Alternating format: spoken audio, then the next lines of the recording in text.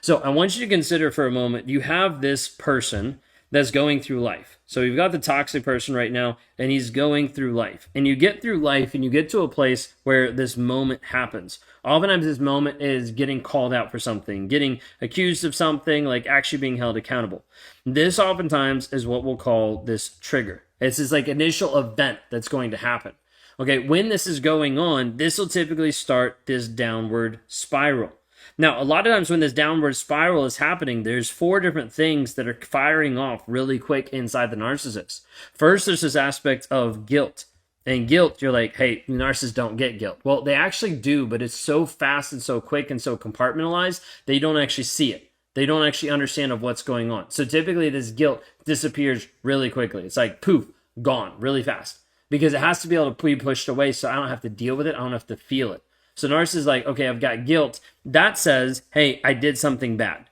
Now, guilt oftentimes leads to the place, and it continues moving down the spiral to a place of shame. And shame is the next step of not just I did something bad, but I am bad. Then it's like internalizing it. Okay, like I did something, I showed up different. Now I actually am a bad person. I am this awful person. I don't like this. I don't think I can actually deal with this. And so there's this piece of like running away from it. The narcissist is like, how do I run away from the fact that what I've been projecting, what I've been telling other people actually isn't true? Like, how do I look and appear differently so I don't feel bad about myself? Typically, this comes to a place where a narcissist has to blame other people. Maybe you had it where he blamed you, where he focused all the blame on you. He said, hey, this is your fault. This is your problem. This is your things. And then when you didn't say, hey, I accept the blame, he was like, okay, well, maybe it's our fault. And he's still trying to get the blame to you. He's still trying to adjust it just a little bit so he can feel better about himself.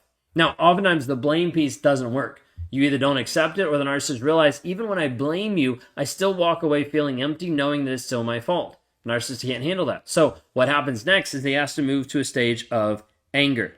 Now, anger is typically where you're going to have this piece of like rage come out. And oftentimes I'll actually use rage, so we'll retype that. So rage.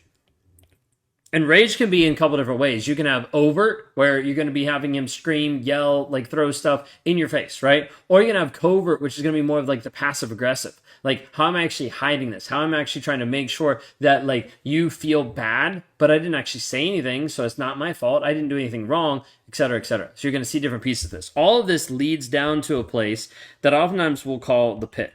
Now, the pit is a place where a person goes to die. It's depressive, it's frustrating, because underneath this pit operates this river, this raging river of shame. You're like, wait a second, you already had shame in the cycle. Yeah, I get it, because narcissists are actually run and controlled by shame avoidance. What do I have to do to avoid it? Oh, that means hurt you? Okay, I'll just do that because then I'm not hurt myself. Okay, so this piece underlying of like, I have to be able to run away from shame. Shame is underlying, one of the underlying traits that narcissists are running from. Sister company of this, and in the cluster B category, borderline, underlying piece of that is abandonment. Okay, and oftentimes the two of those kind of coincide a little bit with rejection. So you understand there's this shame piece the narcissist is trying to avoid. Now, narcissist isn't going to sit in the pit. Like, narcissist isn't going to stay there because the pit is not comfortable. The pit is not fun. The pit is depressive, right? It has them actually be held accountable with the shame. So he's like, how do I get away from this? Let me get back up here to where reality was at least normal. Where I had a normal life, where people weren't calling me out, where I wasn't getting in trouble, where life was actually okay. That's the problem. Like, it was okay because he wasn't getting caught. So, but in order to do this, something has to happen. You can't just go from being this depressed, frustrated person back to having a connected relationship. How do you change it? 3 different ways that narcissists distort your reality.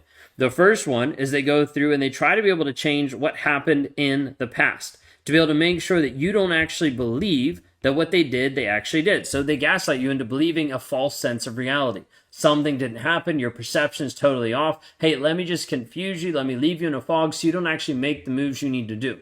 So oftentimes they will change the past. They will try to rewrite history to be able to look like something else. When that doesn't work, sometimes they will try to change the present.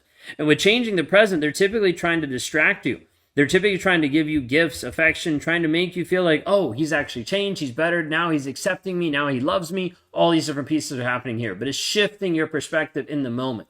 If that doesn't work, he's like, well, let me just make you promises of things that are going to happen down the road. Things that I'm hoping, if you lock into this, you will ignore the fact that I just cheated on you, just hurt you, whatever it might be. And so he starts to future fake you. Narcissists use these 3 ways to be able to get back up to quote unquote normal life and to feel better about themselves. Now, the problem with this is going through this cycle still doesn't solve anything. Many of you, if you thought and you looked at this whole cycle for a moment, you'd realize it makes up the majority of your conversations, the majority of your arguments, and typically leaves you still distraught and frustrated with not coming to any conclusion. That's because nothing's actually changing in it. Like, you're still running through the same exact thing. The narcissist is still getting triggered. He's still going through the same thing. And until he actually realizes that the only way any of this is going to change is going to be if he actually works on the trigger.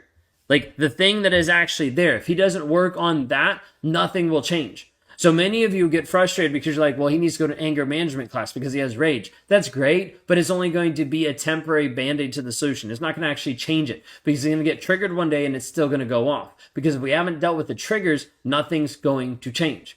So the thing is, if the narcissist actually worked on the trigger so it didn't affect him, maybe life would actually continue. A little bit more normal, there'd be less spiral. If he was able to see the trigger and actually learn from it, then there's this progression of actually life being like, hey, I'm going to actually learn from this, grow and develop who I actually am. This is the quick overview of like narcissistic cycle, what it actually looks like and how it actually affects. If you want to know more about this and you want to learn this more in depth and how we help people not rewrite, but rewire the story they believe to be free from toxic narcissistic abuse, then go to claritychallenge.net.